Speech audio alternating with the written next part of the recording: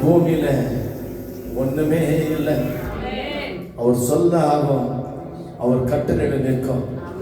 அவர் நினைத்தா தடைப்படாது. சகலமும் புதிதாக மாற்றுகிற கிருபை அவர்களுக்கு மாற்றம்.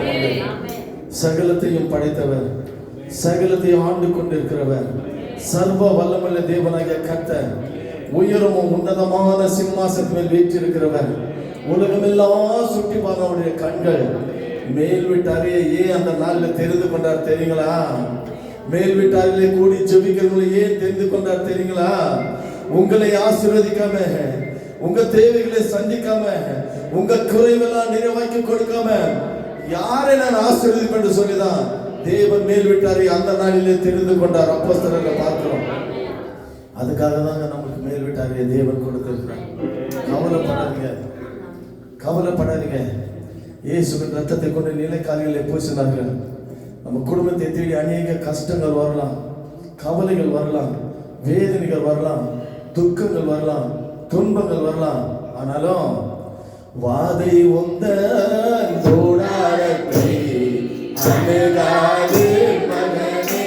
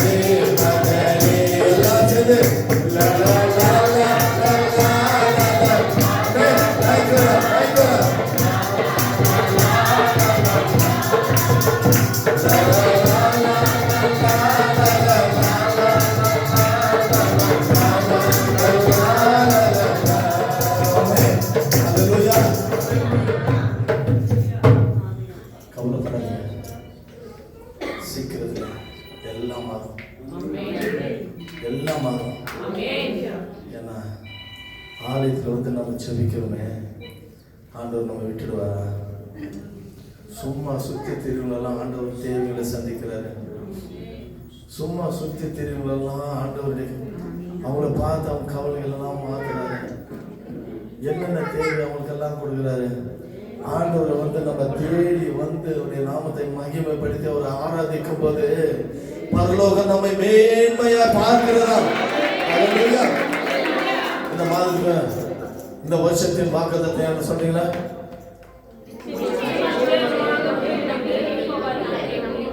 நிச்சயமாகவே இந்த வருஷத்துல உங்க நம்பிக்கை வீண் போகாது. நம்பிக்கையோடு இருங்க. நம்ம என்ன நினைக்கிறோமோ நம்ம தேடி போக வேண்டியதில்லை, அது நம்மள தேடி வரும். நம்பிக்கையோடு இருங்க. நிச்சயமாகவே நிச்சயமாகவே நிச்சயமாகவே ஒரு முடிவு உண்டு.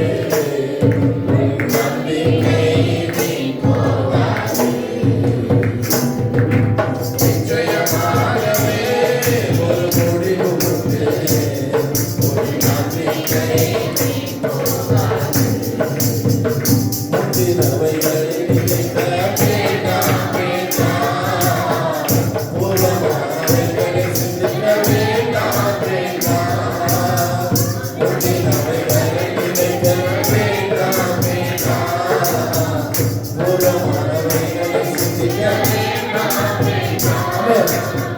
புதிய காரியத்தை செய்வேன் என்றாரே, செய்வாரு. அவர் செய்வாரு. புதிய காரியத்தை செய்வேன் என்றாரே, இப்பொழுது தோன்றும் என்றாரே.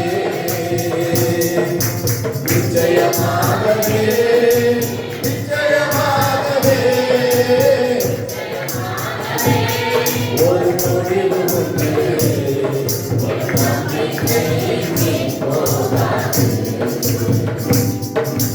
நிச்சயமாகவே ஒரு முடிவு உண்டு.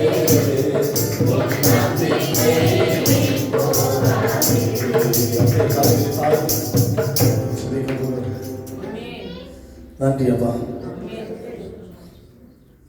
நன்றியோட ஸ்தோத்திரிக்கிறோம் இயேசு ராஜா. பரிசுத்த ஆவியானவர்